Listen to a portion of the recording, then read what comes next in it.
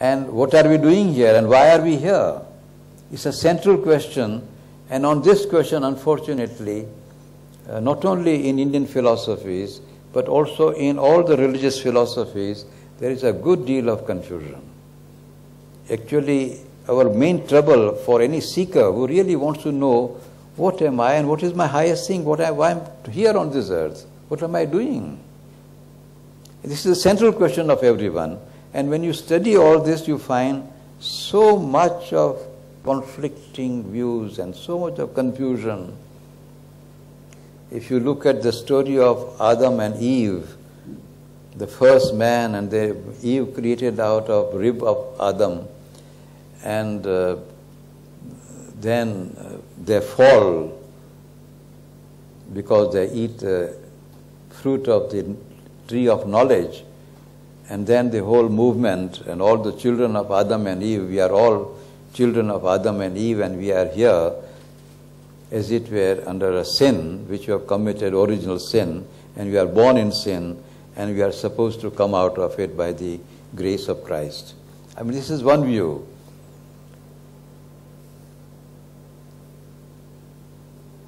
What is this true individual? And I take the help of the Bhagavad Gita because I find in Bhagavad Gita a clear statement, Para Prakriti Jiva Bhuta. It's a clear statement. Mama Eva Ansha Sanatanaha. It's a very clear statement. There are no conflicting statements in the Bhagavad Gita. It certainly speaks of an individual who is an eternal portion, and he is Para Prakriti Jiva Bhuta. He is that which has been made of Paraprakriti.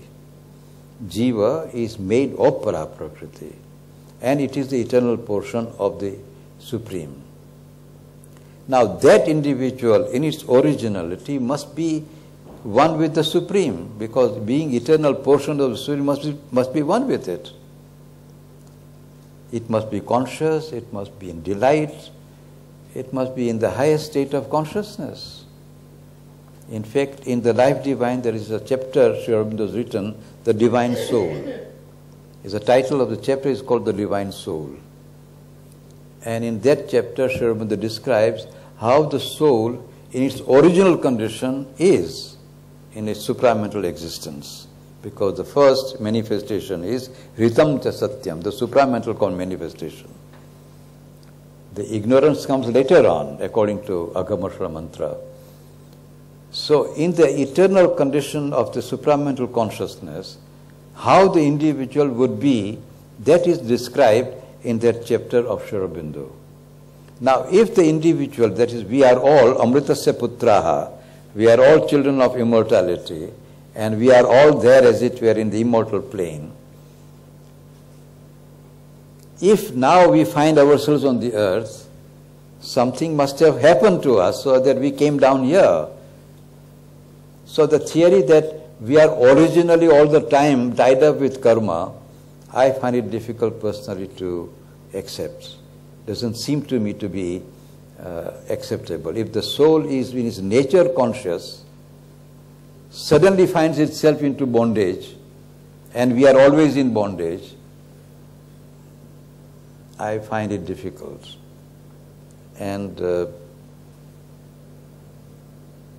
in the Vedic view of life, I personally feel that individual is not eternally in bondage, it's not eternally in ignorance. Ignorance is not anadi according to what I understand of the Veda. Although in our Indian philosophical systems, ignorance is considered to be anadi and ananta. Although sometimes one of the individuals can break out of it, but otherwise the world continues. Now this aspect of Indian philosophy, I find it philosophically not understandable and not acceptable. And in Agamashra mantra, as I had told you once, that tato ratra jayata, therefore it says, ignorance is not something original. If it was original, ratri should have been original, anadi, but no, tato ratra jayata, therefore it says that the night came afterwards, thereafter. So I accept what Sri Aurobindo says, that ignorance is not an original ignorance. In fact, Sri Aurobindo has written several chapters on the subject of the origin of ignorance. And this is one of the most important chapters in the Life Divine, when he has traced the origin of the ignorance.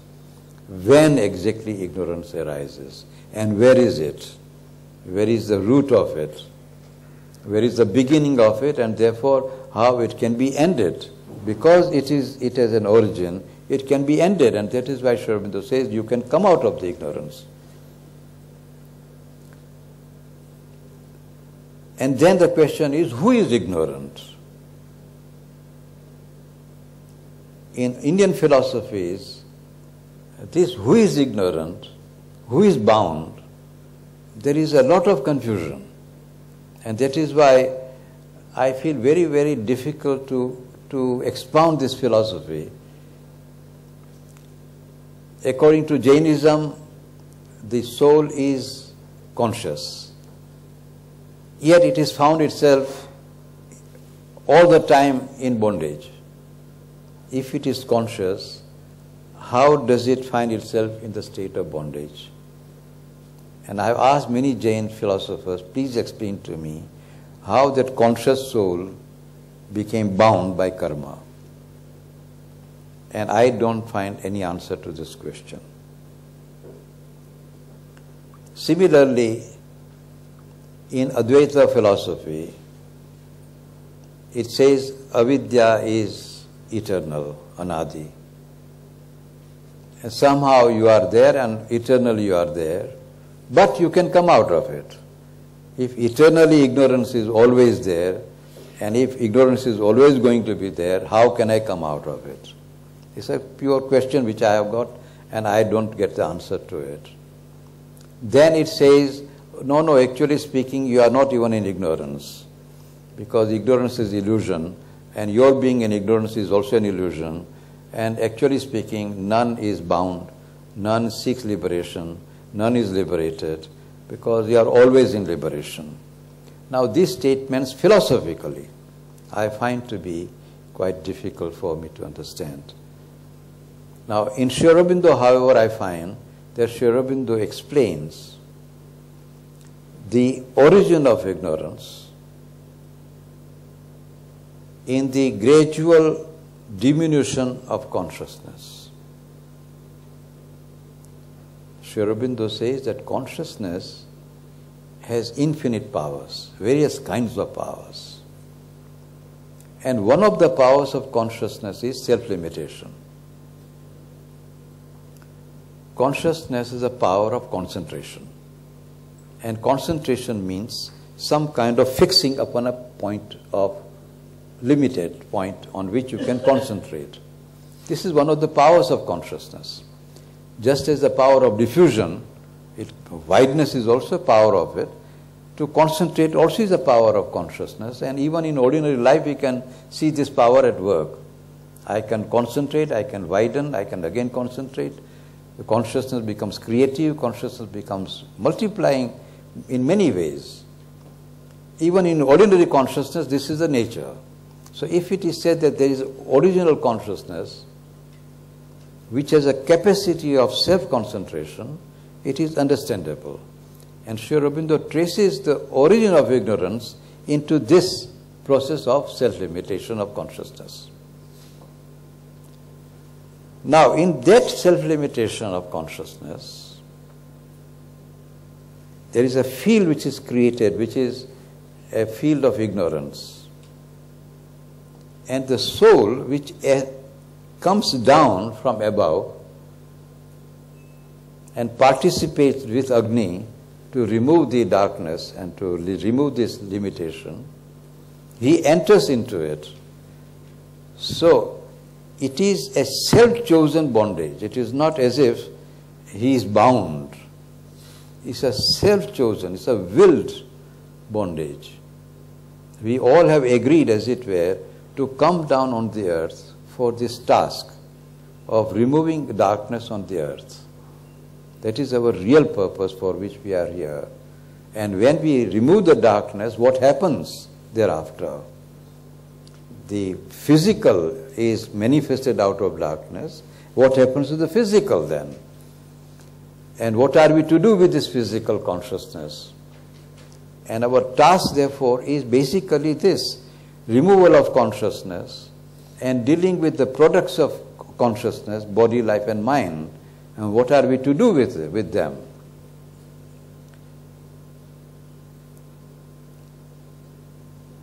That's what Sri Aurobindo says, not to return to the heavens as soon as possible, but to work out a process by which this obscurity, darkness which has come about as a result of the limitation of consciousness,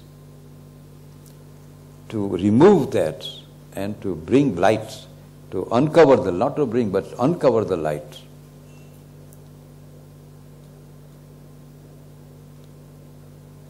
That is our task on the earth. And how do we do that task? And according to Sri Aurobindo, we do it, the soul by itself puts forth, as it were, its rays of light on different planes of consciousness. Starts with the darkness itself. When matter is produced or evolved, it identifies itself with bodily consciousness.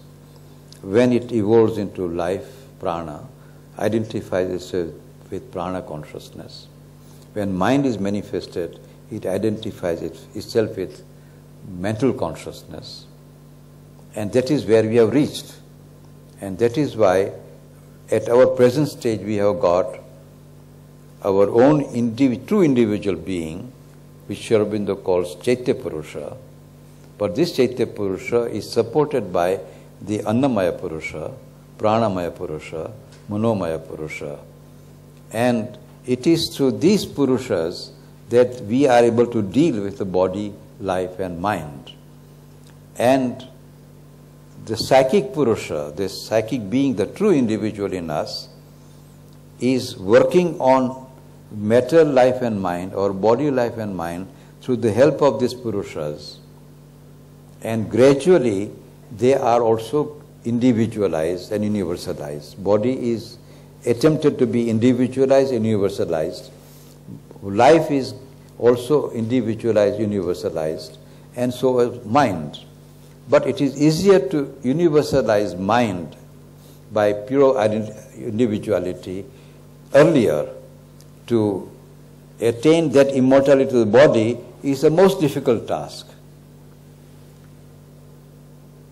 But our task here is to grow and develop the mind, life and body, to psychicize them and to attain a kind of a formation of the mind which is continuously capable of universalizing itself without disintegration.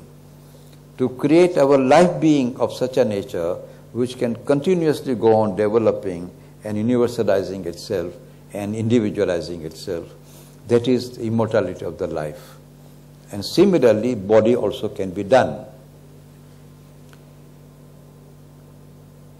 The purpose, therefore, on the earth, as Sri Aurobindo says, is we are here on the earth to build the divine temple on the earth. Not to run away, not to go away from this world as soon as possible, but to be on the earth.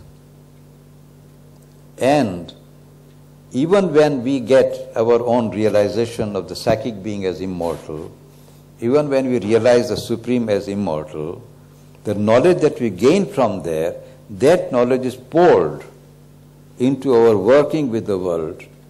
And that is the meaning of entry into higher planes of consciousness, to which the Veda refers that you go from mind to supermind.